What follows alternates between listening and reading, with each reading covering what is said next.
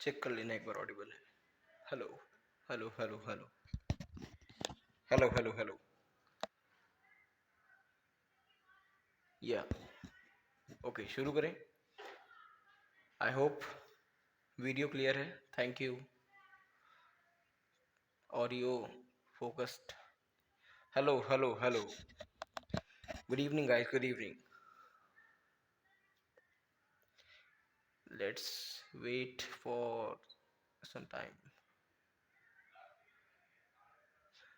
Okay okay okay, now I hope we are live now.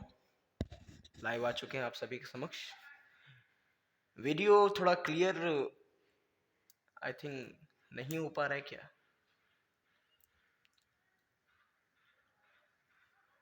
Okay, video clear हो तो आप लोग chat box में से थम्स अप का साइन बनाकर भेज सकते हैं। ऑडियो क्लियर हो तो बता सकते हैं चैट बॉक्स में, मैं साफ यहाँ पर पढ़ पा रहा हूँ।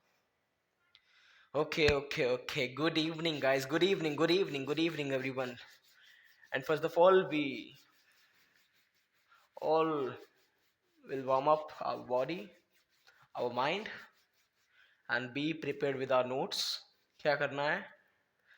Come on, let's shake your body. Come on, let's shake your body and say yes.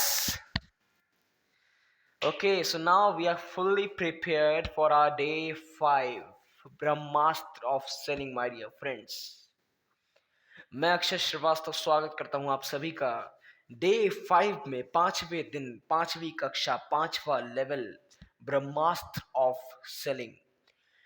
I know आप यदि शुरुआत से हमारे हर सेशन को अटेंड कर रहे हैं और पूरी तरीके से पूरा सेशन अटेंड कर रहे हैं और फोकस्ड माइंड के साथ कर रहे हैं, तो आपने यकीनन इन 5 दिनों में बहुत कुछ सीखा होगा, बहुत कुछ। एंड यकीनन पिछले कुछ सेशंस में, यानी कि आई थिंक डे 4 में और डे 3 में, डे 2 में तो लाजवाब चीज़ आपने सीखी होंगी। लोगों के कमेंट्स आते हैं, मैं देखता हूँ, मैं उनका रिव्यूज देता हूँ और कोशिश करता हूँ हर कमेंट का रिस्पॉन्स कर पाऊँ। एंड वाकई में अनबिलीवेबल है, लोग बहुत सारा प्यार देते हैं कमेंट बॉक्स में। आप सभी को हृदय की गहराइयों से प्रेम पूर्वक बहुत बहुत धन्यवाद दोस्तों। इस ब्रह्मास्त्र ऑफ सेलिंग के डे 5 में आपका स्वागत है और इस पूरे पावरफुल पैक्ड प्रोग्राम को इतना सक्सेसफुल बनाने के लिए आप सभी लोगों का धन्यवाद। फिलहाल आज के इस टॉपिक का मैं थोड़ा आज के सेशन के बारे में मैं आपको थोड़ा बताना चाहता हूं कि आज के सेशन में हम क्या डिस्कस करेंगे दोस्तों। सेल्स के लिए सबसे ज्यादा इंपॉर्टेंट, वैसे तो बहुत कुछ होता है, मगर सेल्स में the most important thing is influencing the other person. यदि आप किसी को इन्फ्लुएंस नहीं कर पा रहे हो, यदि आप किसी से बात नहीं कर पा रहे हो, यदि आप किसी के मन में अपने प्रोडक्ट के बारे में डिटेल्स नहीं बैठा पा रहे हो, किसी से आप ताल्लुक नहीं बैठा पा रहे हो, तो आप उससे सेल्स भी नहीं कर पाओगे। The most important thing is influencing someone. किसी के विचारों को बदल देना अपने विचारों से। आप उसको इन्फ्लुएंस कर दो अपनी बातों से, अपने टॉक से, अपने प्रोडक्ट से, अपनी नॉलेज से, and whatever you can make, you can do, you can do. So आज के सेशन में हम बात करेंगे हाउ टू इन्फ्लुएंस पीपल। बहुत बहुत इंपॉर्टेंट टॉपिक है। अक्सर लोग क्या करते हैं, जैसा मैंने आपको कल के सेशन में बताया था, ये बहुत ही बेसिक चीजें होती हैं एंड बेसिक चीजों को कॉमन चीजों में परिवर्तित कर देते हैं और ज्यादा डिटेल में इन सब चीजों पे बात नहीं करते। मगर आज के सेशन का टॉपिक मैंने क्या सोचा है, जब मैं बताऊंगा तो आप सुनकर हैरान हो जाएंगे। किसी को भी कहीं पर भी कन्विंस कैसे करें, इन्फ्लुएंस कैसे करें, माय डियर फ्रेंड्स। बहुत बहुत पावरफुल सेशन ही होने वाला है। आई होप आप अपना डायरी पेन लेकर अपने साथ बैठे होंगे। कोशिश करूंगा अपनी हर बात को इजीली समझाने की, ताकि आप इजीली समझें और उसे नोट डाउन करते रहें। कुछ भी यदि आपको ना समझ में आए तो तुरंत चैट बॉक्स में लिखिए, मैं आपको देख रहा हूं, मैं आपके कमेंट्स पढ़ पा रहा हूं। तो हम पूरी तरह से कोशिश करेंगे। देखिए, इस सेशन को ज़्यादा लंबा नहीं करना चाहूँगा क्योंकि बहुत कम शब्दों में बहुत बड़ी बातें आपको बतानी है। अगले 5 दिन और आपके साथ रहूँगा और लास्ट के 3 दिन तो हम मिलकर धमाल करेंगे।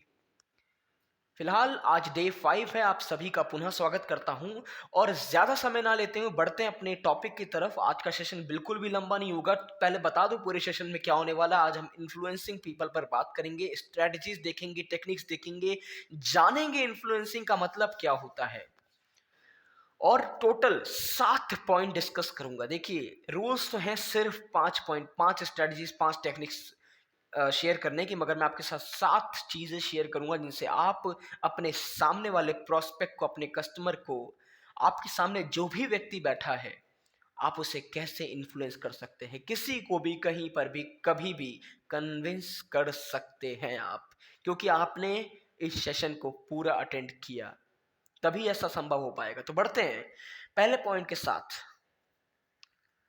आई think you all are ready. If you're ready, then say hi. Chat box में hi, hi, hi everyone, hi.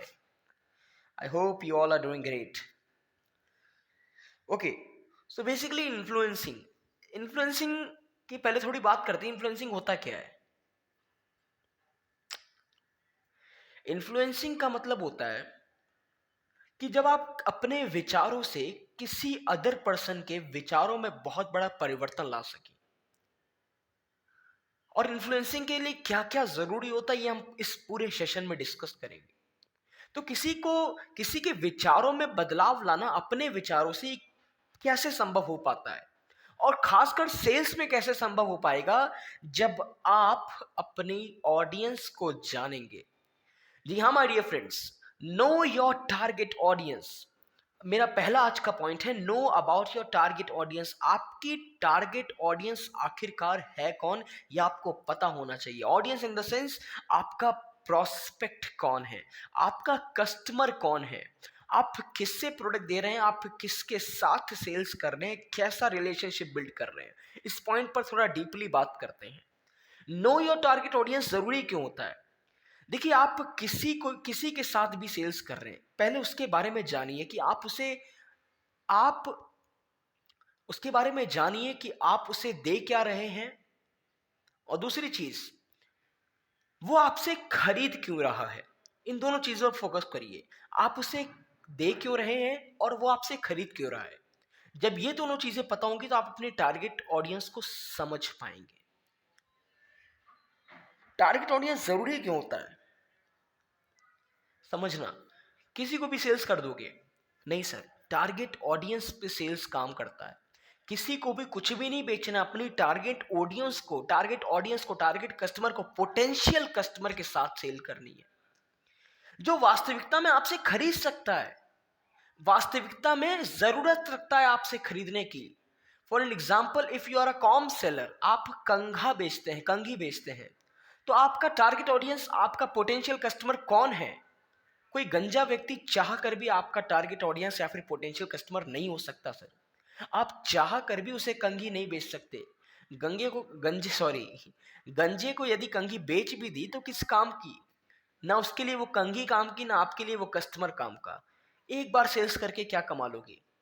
Sales को थ्रू आउट यदि करना है तो पहले सबसे मेन चीज होती है अपनी टारगेट ऑडियंस को पहचानना, उनके बारे में जानकारी हासिल करना, ये समझना कि कौन सी चीजें उन्हें मोटिवेट करती हैं, ये समझना कि कौन सी चीजें उन्हें पसंद है, ये समझना कि आप जो बेच रहे हो वो वाकई में उनकी नेसेसिटी है भी कि नहीं। हेलो माय डियर फ्रेंड्स, बहुत ही वैल्यूएबल चीज आपको बता रहा हूँ, लाइव सेशन में फ्री में समझा रहा हूँ।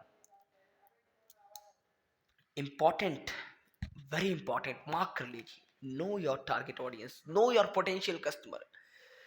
हमेशा सेल्स होती है पोटेंशियल कस्टमर के साथ, मगर आज के दिनों में, आज की तारीख में आदमी सबसे बड़ी गलती क्या करता है? किसी को भी कुछ भी बेचने की कोशिश करता है। नहीं सर, एक बार को बेच भी दिया तो कंसिस्टेंसी सेल्स में क्रिएट नहीं कर पाओगे, थ्रू आउट सेल्स नहीं कर पाओगे। One time sales never be profitable.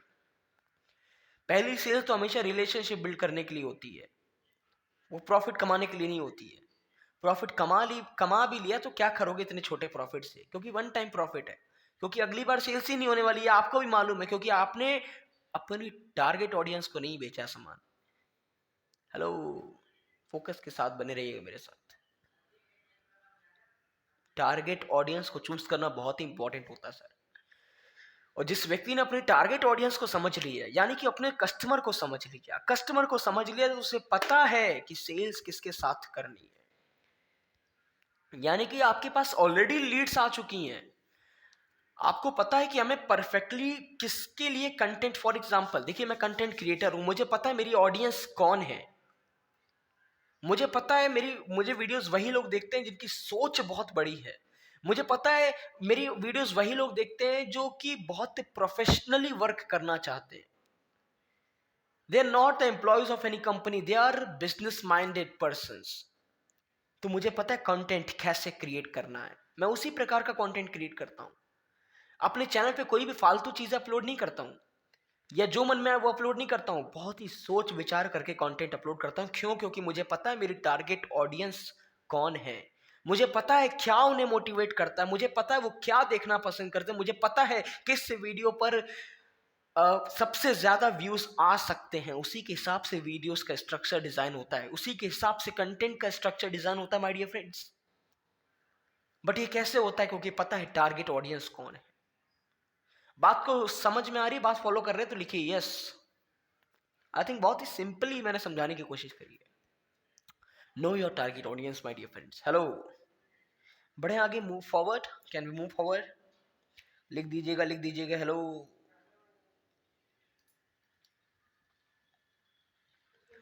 Second point पढ़ते हैं, build rapport my dear friends, build rapport. थोड़ा फिर से रिपीट करना चाहूंगा, बिल्ड रैपट। रैपट यानी कि build relationships my dear friends. जैसा मैंने अभी आपको बताया, सेल्स, यदि आप वन टाइम सेल्स करो, पहली बार सेल्स करो किसी पर्सन के साथ, तो वो पर्पस क्या होना चाहिए? प्रॉफिट अर्न करना? नहीं, बिल्कुल भी नहीं। क्या होना चाहिए? रिलेशनशिप बिल्ड करना। Throughout sales is more, much more profitable than one time sales. सिर्फ एक सेल्स बिल्कुल भी प्रॉफिटेबल नहीं होती, उससे कई गुना ज्यादा प्रॉफिटेबल होती है थ्रू आउट सेल्स, जो कि कंसिस्टेंसी के साथ सेल्स होती ही रहती, होती ही रहती, होती रहती माय डियर फ्रेंड्स। मगर थ्रू आउट सेल्स कैसे होगी? बात पर फोकस करिएगा। जब आप रिलेशनशिप बिल्ड करेंगे, बेचने के पर्पस से मत जाइए फील्ड में, बेचने के पर्पस से मत दीजिए किसी को प्रोडक्ट, बेचने के पर्पस से मत करिए किसी से बात। क्या करना है? रिलेशनशिप बिल्ड करना है माय डियर फ्रेंड्स। रिलेशनशिप ऐसा बिल्ड करना है कि एक बार यदि आपने किसी को प्रोडक्ट दिया, उसके बाद वो चाह कर भी किसी और से वो प्रोडक्ट ले ही नहीं सकता। फिर उससे कितना बढ़िया से बढ़िया प्रोडक्ट कितने भी कम से कम दाम पर क्यों ना मिल जाए। रिलेशनशिप बिल्ड करना है माय डियर फ्रेंड्स। सेल्स नहीं करनी है, दोस्ती करनी है, रिलेशंस बनाने हैं। बात को फॉलो कर रहे हैं तो लिखिए यस। रिलेशनशिप बिल्ड करने का सबसे बहुत ही बेहतरीन एग्जांपल अब आपको देने वाला हूं, गौर से सुनिएगा। देखिए अक्सर आज की तारीख में आदमी गलती क्या करता है, या नॉर्मल कस्टमर में आपको बताऊं, जो आपका पोटेंशियल कस्टमर भी क्यों ना हो, यदि आप फर्स्ट टाइम किसी को कुछ बेचने का प्रयत्न करते हो, तो कोई आदमी नहीं चाहता सर, कोई भी व्यक्ति, कोई भी कस्टमर ये नहीं चाहता कि कोई भी अनजान व्यक्ति मेरे घर पर आए, मेरी डोरबेल बजाए और मुझे कुछ बेच के निकल जाए। कोई नहीं चाहता, कोई भी नहीं चाहता सर, ऐसा कोई भी नहीं चाहता। ये ठीक ऐसा है कि आपने किसी लड़की को अपनी नई नई गर्लफ्रेंड बनाया एंड आप उसके साथ फर्स्ट अटेम्प्ट में ही कुछ फिजिकल करना चाहो। बात को फोकस करिएगा सर। पहले लोग रिलेशनशिप पर यकीन करते हैं। सबसे पहले यदि आप ट्रस्ट बिल्ड करते हो अपने कस्टमर के अंदर, तो अगली बार आपकी सेल्स करने के चांसेस, सेल्स क्लोज होने के चांसेस 99% बढ़ जाते हैं। यदि आप पहले अटेम्प्ट में सिर्फ बेचने का प्रयास करोगे, नहीं ले लीजिए ले लीजिए ले लीजिए, नहीं बिकेगा। बिक भी गया तो थ्रू आउट नहीं बिकेगा। क्या करना? रिलेशनशिप बिल्ड करना। No one likes sir, no one likes, really no one likes to be sold.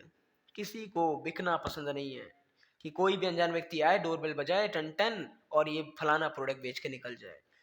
मगर उसी की जगह कोई ऐसा व्यक्ति आए जिसे आप जानते हो, जिस पर आप ट्रस्ट करते हो, वो आए, डोरबेल बजाए और प्रोडक्ट की खासियत बताए, तो हर आदमी चाहेगा लेना सर, हर आदमी खरीदना चाहेगा। क्या करना है थ्रू आउट सेल्स, किसी को भी इन्फ्लुएंस करने के लिए सर आपको रिलेशनशिप बिल्ड करना है। दो टॉपिक एक ही साथ कवर हो रहे हैं, ध्यान रखिएगा। किसी को इन्फ्लुएंस करने के लिए क्या करना है, दूसरी चीज अपनी सेल्स को कंसिस्टेंसी के साथ कैसे करें। अक्सर लोग एक बार तो सेल्स कर लेते हैं और अपने आप को महारथी समझने लगते हैं, दूसरी बार सेल्स नहीं हो पाती तो हार कर घर पर बैठ जाते हैं। भैया यही गलती करते हो आप। पहले अटेम्प्ट में बेचने की कोशिश करते हैं, पहले अटेम्प्ट में कभी भी प्रॉफिट पे ध्यान नहीं देना, पहले अटेम्प्ट में टारगेट ऑडियंस को पहचानना। जब भी पहली बार फील्ड पे जाओ, पहले टारगेट ऑडियंस को देखना कि आखिर मेरा प्रोडक्ट खरीद कौन रहा है। दूसरी चीज आप अपने वैल्यूएबल कस्टमर को देखना। दूसरी चीज जो मैंने अभी आपके साथ शेयर किया, कस्टमर के साथ रिलेशनशिप बिल्ड करना, प्रोडक्ट बेचने की कोशिश मत करना। एक बार रिलेशनशिप बिल्ड हो गया तो उसी जगह पर, उसी क्षेत्र में, उसी लोगों के साथ, उन्हीं लोगों के साथ, उसी पर्सन के साथ 10 और प्रोडक्ट्स बेच सकते हो आराम से। रिलेशनशिप बिल्ड करना है सर। ऑनलाइन मार्केटिंग करते हो, ऑनलाइन मार्केटिंग में रिलेशनशिप कैसे नहीं बिल्ड हो सकता सर। फर्स्ट सर्विस पर आप ईमेल भेजिए, thank you so much for being with us, thank you so much for purchase for us, for making purchase from us, thank you so much. ऐसा प्यारा सा थैंक यू लिखकर भेजिए sir. Customer के साथ रिलेशनशिप बिल्ड होगा।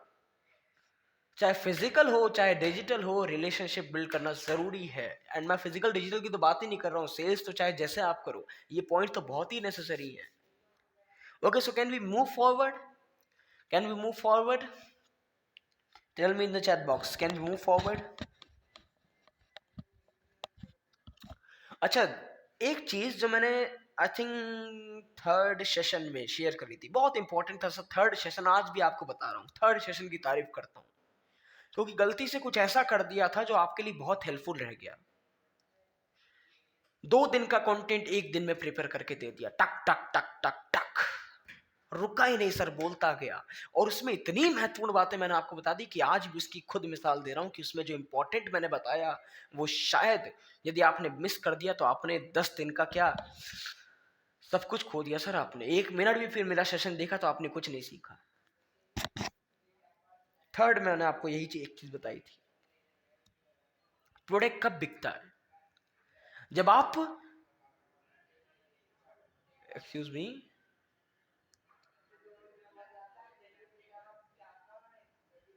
No no no, okay, response them. Product sir evidence के साथ बिकता है। Third point, point to be noted, product evidence and logic के साथ बिकता है। एविडेंस जब आप दिखाते हो, लोगों के रिजल्ट दिखाते हो, लोगों के फीडबैक अपने नए कस्टमर के साथ शेयर करते हो, बोलने से कुछ नहीं होता, दिखाने से होता। जो दिखता है सिर्फ वही बिकता है। आप कहो अपनी माउथ मार्केटिंग कर दो बस कि हमारे प्रोडक्ट को 20,000 लोगों ने देखा है, हमारे प्रोडक्ट की 20,000 लोग तारीफ करते हैं, 20,000 लोग हिंदुस्तान में डेली यूज करते हैं। अरे कस्टमर को क्या पता कितने लोग करते हैं, वो तो आपको पता है ना। मगर 20,000 में से 20 लोगों का भी ऐसा फीडबैक क्रिएट कर दो कि वो इतनी तारीफ करें आपके प्रोडक्ट की, और कस्टमर को दिखाओ, नए कस्टमर को, कि देखिए मैम 20,000 में से 20 ही लोग जब इतनी तारीफ कर रहे हैं, और चाहिए क्या। एविडेंस और लॉजिक के साथ प्रोडक्ट बिकता है। किसी भी पॉइंट को यदि आप कंपैरिजन रखते हो अपने कस्टमर के सामने कि आप जो प्रोडक्ट आज तक इस्तेमाल कर रहे थे और वही प्रोडक्ट जब आप मेरा इस्तेमाल करोगे, उसके पीछे लॉजिकल पॉइंट होना चाहिए। ये नहीं कुछ भी बेच दो, लॉजिकल पॉइंट होना चाहिए, एविडेंस होना चाहिए, प्रूफ के साथ प्रोडक्ट बिकता है सर। एविडेंस होना चाहिए, लॉजिक, जो आदमी देखता है अपनी आंखों सर, आंखों से उस पर यकीन करता है, जब देखेगा तभी यकीन करेगा। कहने का मतलब यही है, जो दिखता है वही बिकता है। प्रूफ, एविडेंस के साथ प्रोडक्ट बेचिए। दिखाइए मेरे प्रोडक्ट पे इतनी सारी मान्यताएं हैं, दिखाइए मेरी कंपनी के पास इतनी सारी मान्यता है, दिखाइए इतने सर्टिफिकेट्स हैं, दिखाइए इतने अवार्ड्स हैं, दिखाइए क्या क्या हुआ था मेरी कंपनी का, दिखाइए मेरे प्रोडक्ट में कितनी ताकत है, दिखा दीजिए, बोलिए मत, दिखा दीजिए, तभी प्रोडक्ट बिकता है सर। हेलो, दिखा दीजिए, करके दिखाइए, एविडेंस एंड लॉजिक के साथ प्रोडक्ट बिकता है। I hope you can understand this point easily. Hello my dear friends, can you move forward.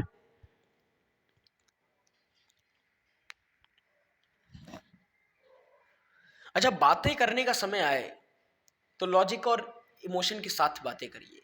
Sales करने का वक्त आए, उम्म, क्या है?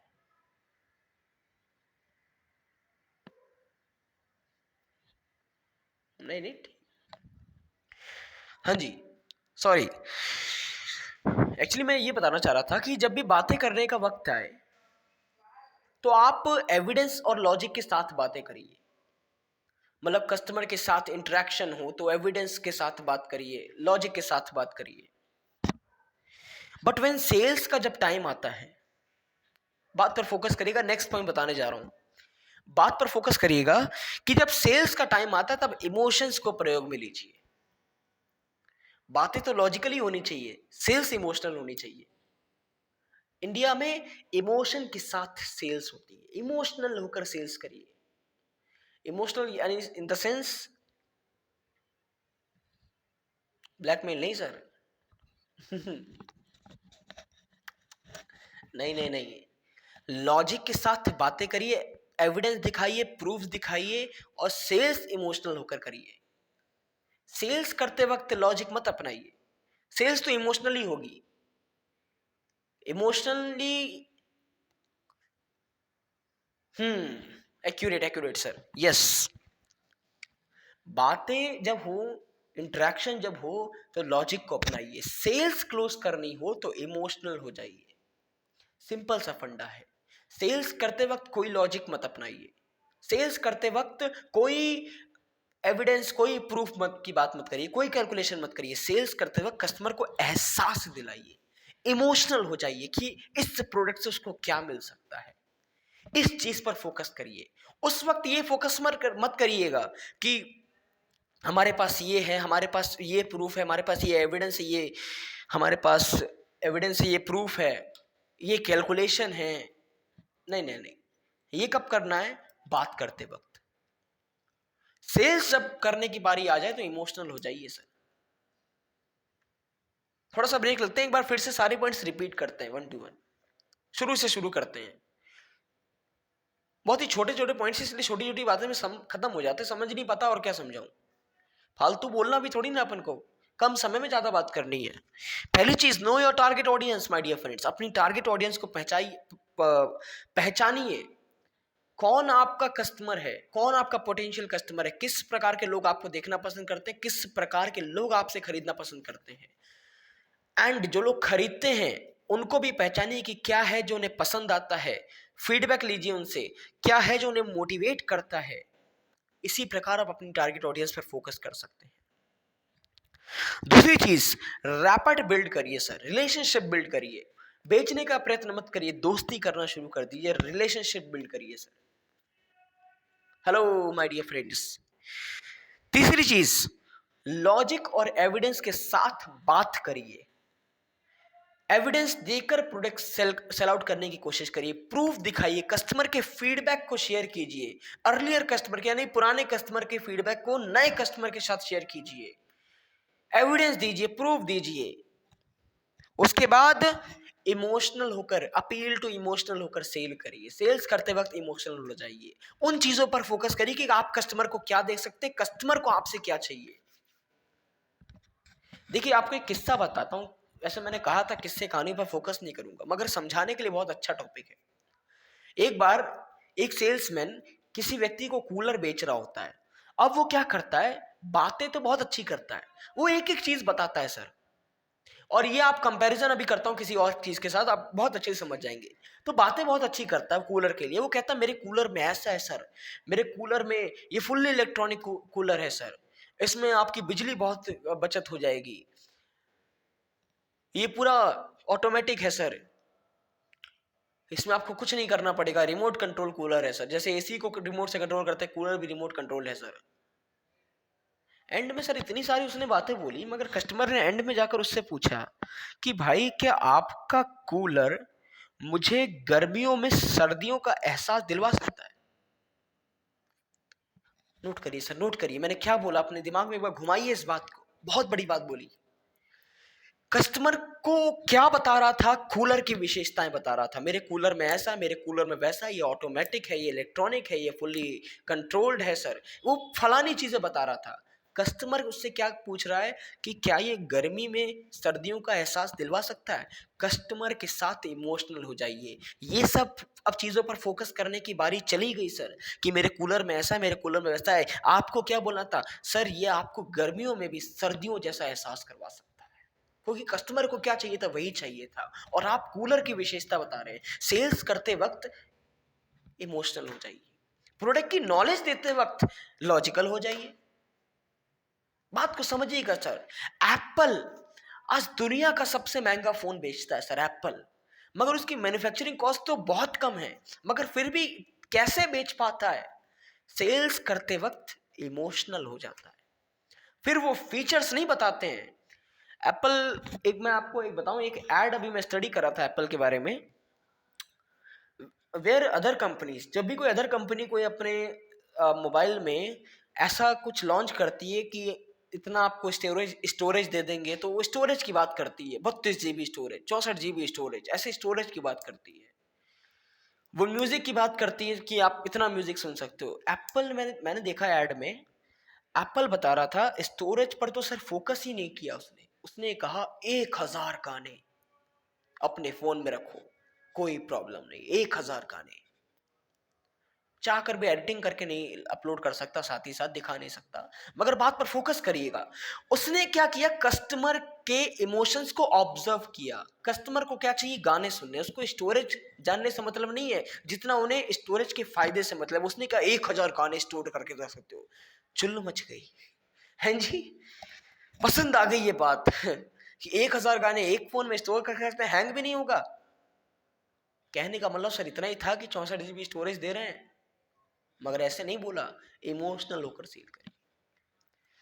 आई थिंक बहुत क्लियरली मैंने इस पॉइंट को समझाया, आप समझ भी गए होंगे। And yes yes yes, likes आना शुरू हो गए। Thank you thank you thank you my dear friends. अच्छा, आगे बढ़ते, थोड़ा कम समय में ज्यादा बात करेंगे। बी क्लियर सर, अपनी बातों के लिए हमेशा क्लियर रहिए।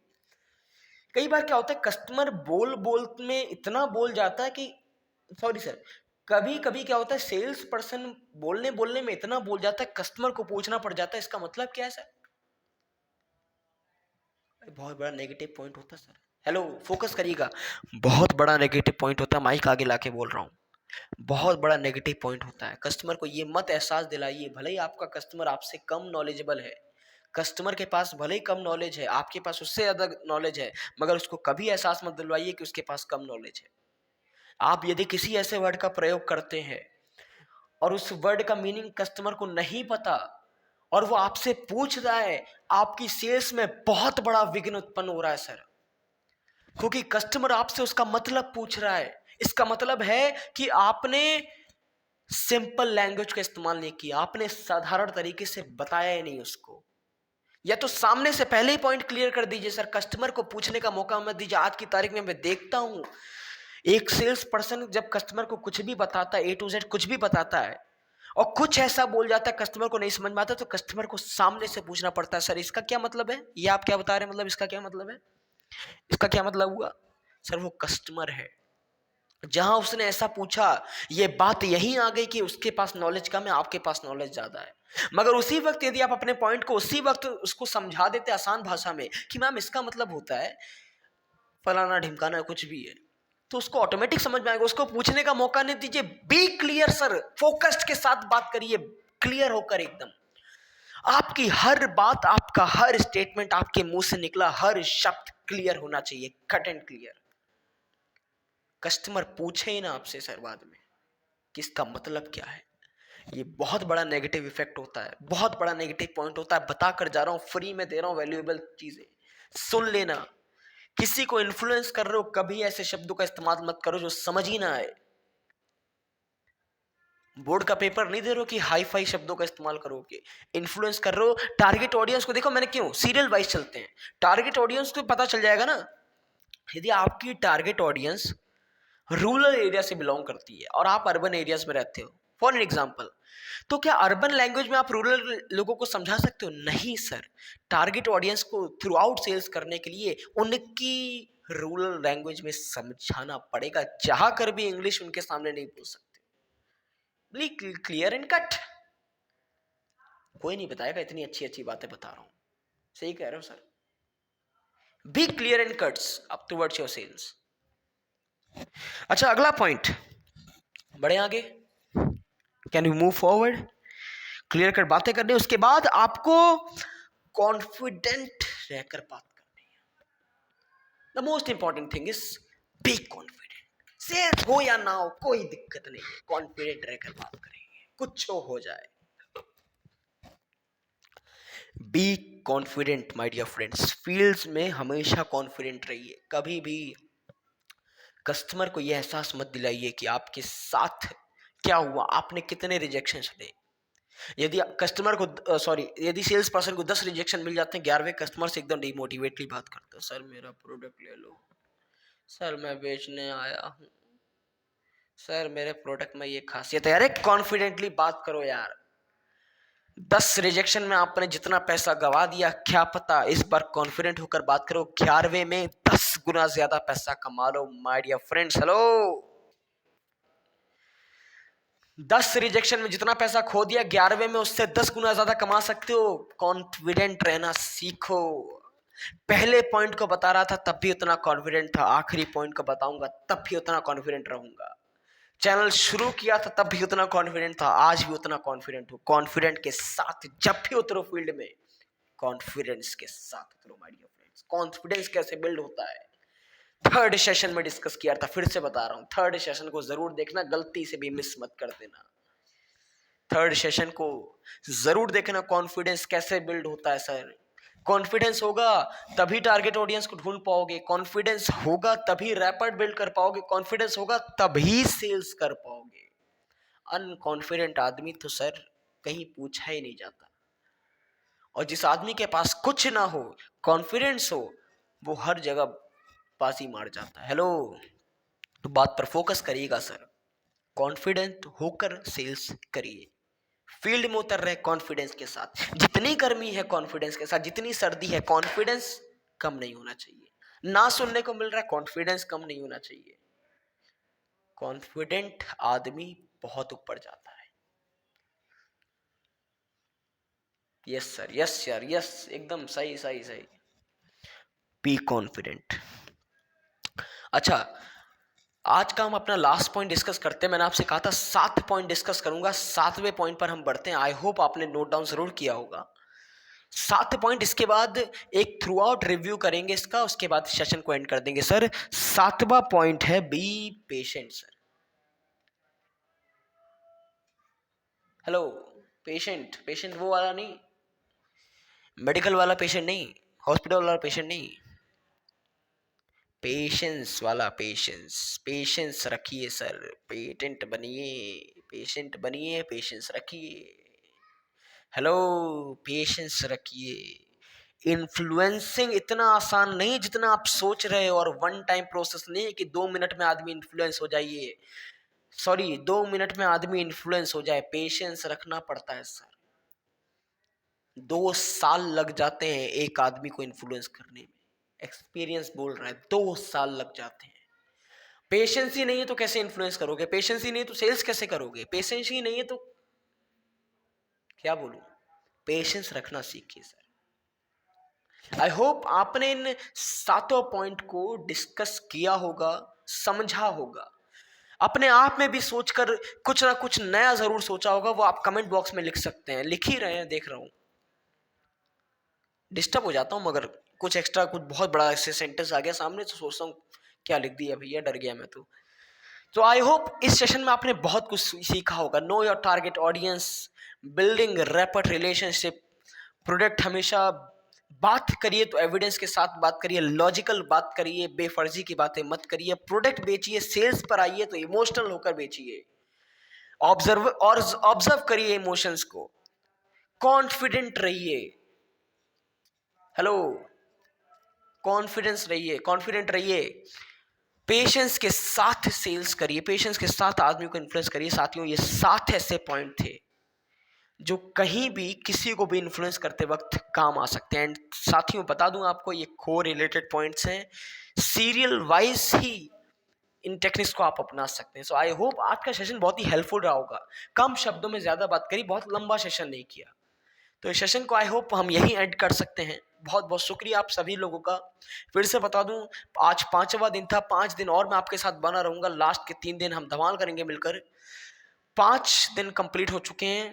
50% हाफ सेंचुरी वाला ज्ञान आप लोग हासिल कर चुके हैं। और जिस दिन फील्ड में उतरेंगे सीधा सेंचुरी मारेंगे, क्योंकि 10 दिनों का ज्ञान आपके पास होगा।